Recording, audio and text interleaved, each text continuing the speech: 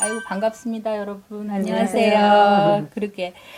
저희가 이번에 코로나 때문에 여러 가지 어려움들이 많아서 그런 부분들 우리끼리 한번 얘기를 해보려고 잠깐 만났어요. 네네. 각자 소개를 조금 해볼까요? 네. 선생님 먼저 하시겠어요? 네네. 네. 저는 서초 그립 하누리 정보문화센터라고 장애인 복지관에서 근무하고 있는 김은선이라고 합니다. 네, 맞습니다. 예, 저는 도다김 아동발달센터라고 하는 아동복지 이제 치료 기관을 운영하고 있고요. 장애 부모로 활동하고 있는 이경아라고 합니다. 반갑습니다. 안녕하세요. 저는 발달장애 미술인들의 엄마로 구성이 된 사회적 협동조합 아르브리 코리아의 대표 김은정입니다. 어떠셨어요? 코로나 때문에 뭐 생활이 좀 바뀌거나 어려움들이 생기거나 하는 것들이 여러분들께도 있었나요? 정말 전국적인 지금 대란인데. 엄청 변화야 뭐 변화무쌍하죠. 하루아침에 다 스톱이 된 상태. 그거는 저뿐만이 아니고 지금 모든 분들이 다 어려운 상황이라 제가 뭐가 어렵다 이렇게 말씀드리는 것도 솔직히 조심스럽긴 한데 사실 제 아들이 자폐성 발달 장애가 있는 이제 성인 22살 된 아들인데 그 아이가 복지관 프로그램이 스톱된 상태에서 집에서 지내면서의 과정이 벌써 3주 한 달이 네. 넘어가잖아요. 또 새로운 아들의 모습을 보기도 하고 왜 우리 아들이 사회에 나가서 열심히 적응을 해야 되는지 또 요즘 비로소 제가 또 부모로서 깨닫기도 하고 저뿐만이 아니고 모든 엄마들의 같은 관심이고 걱정일 것 같아요. 일상생활이 무너져 버렸어요. 네. 일상생활이 무너져 버렸고, 저도 이제 저희 아이 같은 경우에 이번에 굉장히 오랫동안 준비했던 그룹홈 생활을 시작을 했는데, 사실은 그러니까 일반 분들은 잘 모르시겠지만 그룹홈의 경우에는 이제 시설 장애인으로 들어가요. 그래서 시설의 경우에는 지금 그렇게 해서 코호트 격리가 되는 경우가 아니면 될 수 있으면은 거기에서 지낼 수 있게 해주니까 그곳에선 되는데 낮에 할 수 있는 다른 활동들이 지금 없어진 거예요. 그래서 그런 아드님이 부분이 지금 장애가 어떤 장애예요? 예, 자폐성 장애고요. 예, 자폐성 장애고 이제 집에서 일을 있을 때는 별로 크게 문제가 되었지는 않았었는데 낯선 공간에서 이제 새로 시작하는 일들인데 이렇게 사회적인 관계 맺기가 더 많이 미약해진 상황이니까 예. 참 어렵게 느껴지더라고요. 예. 이제 저희 복지관도 문을 닫았다가 일부 잠깐 연 적이 있었어요. 그래서 다시 휴관을 하게 됐는데, 이제 여기 저희 복지관에 오셔서 자가 운동을 하시는 이제 어르신 여자분이 계신데, 그 어머님이 어느 정도 꽤 이렇게 보행 보조기구를 가지고 운동을 조금씩 걸음마처럼 하시던 분이었는데, 한 2, 3주 정도 쉬시면서 아예 걷는 걸 못 하신다는 예. 말씀을 하시더라고요. 그래서 그 도움을 주시는 요양보호사분이 복지관이 빨리 재개가 됐으면 좋겠다라고 얘기해서 저희도 검토하겠습니다 하다가 코로나19가 지금 확산이 되면서 이제 전면적으로 전국에 있는 복지시설들이 휴관 결정이 내려지고 그거에 따라서 저희가 이제 가정에서 어쩔 수 없이 격리돼서 지낼 수밖에 없는 그런 상황들에 대해서 저희도 되게 많이 안타깝고 우리 지금 학교가 지금 폐쇄가 되어 있잖아요. 저희는 지금 발달센터니까 학교가 지금 4월 달에 개강을 하게 되는 바람에 저희도 거의 지금 휴업 상태에 있거든요. 그래서 부모님들께서 열었느냐라고 물어보시고 그래도 열어주시면 저희가 치료라도 받으러 올 수 있었으면 좋겠다 하시는 분들이 한 분 한 분 지금 늘어나고 있는 거예요. 그러니까 두려움을 넘어서라도 와야 되는 그런 절박한 상황이 되는 거죠. 그때 그거는 이제 엄마의 입장으로 보면 네네. 뭐 단순하게 우스갯소리로 뭐 데리고 있기 힘드니까 뭐 이런 차원이 아니고 불안감이에요. 이때껏 많이 가르쳐 놨던 어떤 향상된 그 개인의 능력이 집안에 있음으로써 퇴행되는 건 아닐까. 실제 퇴행도 되는 면이 없잖아 있고요. 그 부모로서의 불안감이기 때문에 저는 그 마음을 충분히 이해할 수 있을 것 같아요. 실제로 그 학교보다 훨씬 대집단은 아니잖아요. 그렇죠. 복지관의 프로그램들이. 그래서 아까 선생님이 말씀하신 것처럼 이게 장기화 된다고 하면 무조건 휴관이나 휴업을 한다고 그게 최대한의 대안은 아니라는 생각이 들거든요. 그러니까 어머니 말씀하신 것처럼 실제로 퇴행이 되거나 네. 멈춰 있거나 네. 이제 더 이상의 향상이 어려운 네. 경우들이 많기 때문에, 그러니까 저희는 지속적이고 반복적인 교육과 훈련을 이제 해야지 그게 유지되고 조금씩 나아지는데, 그런 방법 자체가 차단이 되었잖아요.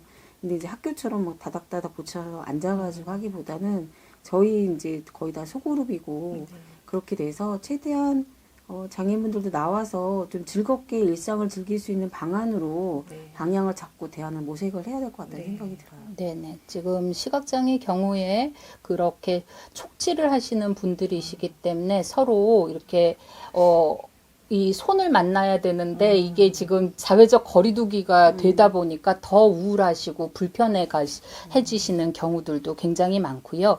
실제 손 씻기 영상 같은 경우가 요즘에 굉장히 많이 나와 있잖아요. 그런데, 쉬운 문서로 그것이 되어 있는가, 그것이 청각 문서로 자료가 나와 있는가, 우리가 그런 부분도 좀 물어봐야 될 것 같아요. 우리 사회에서 실제적으로는 너무나 익숙하기 때문에 못 봤던 부분이 이번에 사태와 관련해서 긴급 재난 상황 안에서 굉장히 여러 가지 모습의 구멍이 나와요. 네. 지금 이제 이경화 박사님 갖고 오신 책인데 그 읽기 쉬운 자료 개발센터 알다에서 개발이 된 건데요. 그림과 같이 이제 간단한 설명으로 발달 장애인들의 어떤 생활 습관이나 생활 이용 면에서 도움을 주고자 하는 이런 책들, 참고 문헌들이 많이 나오고, 또 이제 국가재난시에 전염병에 관한 이런 위급한 시기에도 어떻게 이제 당사자로서, 물론 옆에 부모님도 계시고 선생님도 계시지만 당사자들이 어떻게 스스로 대처해 나갈 수 있는 방법을 가이드하는 이런 책이 되게 중요하다고 생각을 합니다. 네. 개발이 많이 되었으면 네. 좋겠어요. 저희는 이제 그 발달장애 중증 분들을 최근에 휴관이어도 이제 필요로 하는 가정은 받고 있어요. 그래서 이번 주부터 받기 시작을 해서 이제 조금씩 이용을 하고 계신데, 그것도 이제 부모님이 고령이거나 맞벌이거나 아니면 뭐 장애가 좀 중증이어서 양육 부담이 좀 가중되는 경우, 이런 가정들을 이제 이렇게 어떤 우선순위를 둬서 이용을 하고 계신데, 나오시면서 너무들 좋아하시고 부모님들도 너무 좋아하시고, 그래서 지난번에 지역에 있는 케이블 방송에서 인터뷰를 하고 갔는데, 한 이제 다운 증후군 여자분 인터뷰하고 가셨는데, 지난주까지 어떻게 지냈냐 했더니 너무 답답했다라는 얘기들을 되게 반복적으로 많이 하시더라고요. 나와서 너무 좋았다. 코로나19 때문에 집에서만 지내는 게 답답하고 심심하고 이랬다라는 얘기들을 하더라고요. 그래서 이번 주부터 나오는데 이제 확실히 얼굴도 밝아지고 또 이제 같이 지내는 그룹에 있는 친구들하고도 얘기를 할 수 있으니까 더없이 좋은 것 같아요. 그래서 무조건 휴관을 막 장기하기보다는 안전한 환경에서 어떻게 지내게 되는지를 뭐 가정에서도 그렇고 복지관에서도 그렇고 다양한 환경에서 교육하고 하면서 이런 재난 상황을 좀 잘, 장애가 있든 없든지 간에 이겨내는 방법들을 네. 가르쳐 주는 게 오히려 네. 현실적인 방법이 아닐까, 그런 생각들을 많이 하게 되더라고요. 네. 타임뱅크 코리아의 대표이신 손설학 선생님께서 이런 얘기를 하셨어요. 커뮤니티 복원력, 커뮤니티 레질리언스라고 하셨는데요. 어떤 거냐면 사회가 유연할수록 그런 다시 회복 탄력성이 있어서 다시 정상적인 상황으로 돌아가는 회복력이 있는 거죠. 지역사회가 서로 간에 함께 어우러지고 함께 일상을 회복해 나가는 일들이 가능하다면 우리 사회가 좀 더 건강하고 바르게 잘 지낼 수 있을 것 같아요. 장애를 가진 사람들은 사실은 소수자로서 다른 사람들이 일상으로 다시 돌아갈 수 있는 능력이 있을 때 가장 소외되고 가장 어려움을 겪게 되는 사람일 수 있습니다. 그 사람들이 얼마나 소외되고 어려움을 겪는지 우리가 잊어버릴 수가 있는데, 이번 상황들을 통해서 어떤 어려움을 겪고 있는지, 어떤 힘듦이 있었는지가 사실은 드러나는 상황이거든요. 다시 일상으로 돌아가면 그걸 또 까먹게 될지도 몰라요. 이번 기회가 이렇게 사각지대가 어떤 때 발생하는지, 어떻게 하면 우리가 그들도 함께 회복될 수 있게 돕는지, 이런 부분을 좀 더 의논할 수 있고 시작해보는 출발점이 좀 됐으면 좋겠습니다. 이번에 그 제주도 사건 나시고 너무 많이 마음이 아프셨다고. 네, 네네. 그날 그 기사를 제일 처음에 이제 다른 매체에서 전달받고 남의 일이 아니었죠. 사실 네, 저도 발달장애 발달장애 부모와 부모고 제 네. 아들도 같은 나이대를 갖고 있는 젊은 아이고 마음이 너무 아팠고요. 저는 의문점이 하나 들었어요. 지금 여러 기관 중에 하나가 발달장애인 지원센터라는 기관이 있는데 그 기관에서 왜 이런 각각 지역마다 관할 지역마다의 역할을 못 해주고 계실까? 이경화 박사님한테 여쭤봤더니 직접 지원은 못하게 돼 있다라는 어떤 매뉴얼이 있다고는 하지만 저는 그 매뉴얼은 꼭 직접 지원이 아니더라도 이렇게 복지관이나 그 지역 안에 있는 여러 가지 기관과 연계를 하는 방법을 해서라도 장애나 발달장애가 있는 가정에 가고 방문을 해서 어떤 지원이 필요하고 어떤 어려움이 갖고 있는지 정도의 파악 정도는 해야 되는 적극성을 갖고 있어야 되지 않을까. 너무 안타까웠습니다.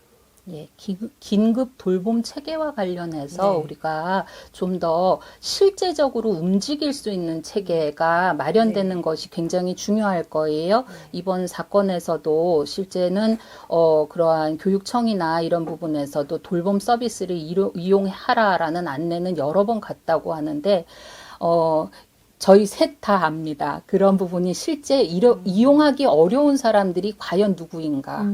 실제 그런 부분이 어려우신다면 그 부분에 대한 대안적으로 어떤 돌봄이 적용되어야 될 것인가를 다시 고민하고 궁리를 해보는 일들도 우리가 모두 같이 해봐야 되지 않을까 하는 생각이 지금 들었어요. 이게 국가 재난이라고 다 말을 하는데 최소한의 사회 동력으로 지금 움직이고 있는 거잖아요. 뭐 네네. 의료나 뭐 여러 가지로. 근데 그 최소한의 동력 안에 발달장애인 지원센터가 왜 합류되어 있지 않는지, 그 역할 분담이 왜 안 돼 있는지가 저는 지금 이 시점에서 굉장히 궁금하고요. 앞으로 그 센터의 기능을 좀 더 많이 의미를 둬서 좀 더 어려운 환경이나 이렇게 처한 사람들한테 가이드라인을 좀 줬으면 하는 바람이 있습니다. 발달장애 법에 의해서 생긴 중앙장애아동 발달장애인 지원센터는 원래 그러한 부분에서 개인별 지원 계획이라든지 위기 돌봄이라든지 이런 부분들에 대한 중앙 타워 역할을 할 수 있게 되어 있고요. 그리고 지금 이 부분이 앞으로 점점 더 많이 확산되어서 지역 안에 안전망으로 자리를 잡아야 될 것 같습니다. 기억나는 영화가 도가니라는 영화가 있어요. 도가니법 아세요? 네. 피해 집단들이 실제했고 그 피해 집단들이 계속 주장을 했어요. 여러 가지 도와달라. 그런데 그 얘기가 전해지지가 않아요. 내부자들의 목소리가 전해지지 않았는데 영화가 나오면서 지식인들이 움직이고 여론을 움직일 수 있는 지도자들이 움직이고 일반 대중이 동조해 주자 그 부분이 그 문제의 확산이 결국은 법 체계를 움직여서 이러한 도가니법 같은 법 체계가 만들어졌습니다. 이번 사건과 관련해서도 이런 사태에서 장애와 발달 장애인에게 어떠한 어려움들이 있는지에 대해서 사회가 눈을 돌리지 않고 다시 한번 더 관심을 두고 가장 어려운 사람들에게도 가장 좋은 도움이 지원되는 그러한 정책들이 마련이 됐으면 좋겠습니다. 제주도의 사건 자체도 그쪽에서 부르셨지만 학교에서 오라고 부르셨지만 예민하고 힘들어하는 자녀를 거기를 그렇게 보내기가 어려우셨던 부모님의 마음 자체도 스스로 자가 격리되신 상태일 네. 수도 있을 네. 거예요. 근데 그것이 자신이 선택한 것인가, 사회에서 강요된 것인가에 대해서 우리가 한 번 더 생각을 해봐야 될 것이고요. 모멸감이라는 굴욕이라는 것은 실제 다른 사람이 손을 내밀어주고 자신의 입장을 잘 알아줄 때라야 존엄이 지켜질 때라야지 마음이 열리는 것이지 그런 환대로서의 마음이 없는 상태에서는 절대로 시행은 되고 있다는데 저희들한테 온도가 느껴지지 않는 그러한 정책이 되고 맙니다. 그리고 그 제주의 어머니와 아들도 물론 코로나의 이런 상황으로 굉장히 급박한 위기감을 느꼈을 거지만 그전에는 지금까지 쌓아온 뭔가의 상처들, 구멍들이 다 한꺼번에 무너진 상태인 것 같아요. 만성적이라고 하죠. 그렇죠. 네네. 그러니까는 우리 발달장애인의 삶이 그렇게 아직까지는 녹록지가 않고 제도나 어떤 탄탄한 사회적 지원을 받을 수 있는 상황이 아니기 때문에 평상시에 우리 장애인에 대한 지원이나 생활을 좀 더 깊이 연구해 볼 필요는 있을 것 같아요. 좋은 말씀 감사합니다. 감사합니다. 네, 저희들이 여러 가지 얘기들을 함께 나눴습니다. 그래서 마지막으로 저희가 이제 지금 애니메이션 작가님이신 이정원 작가님께서 아주 멋진 그림을 지금 해주셨거든요. 그래서 여기에 보면은 꼼꼼히 손 씻기, 마스크 착용, 가리고 기침하기, 국민의 실천이 가장 큰 응원입니다. 그래서 1339 콜센터까지 안내가 들어와 있습니다. 저희도 한번 그 힘내라 대한민국 한번 외치고 네. 마무리를 지을까요? 자, 시작. 힘내라 대한민국.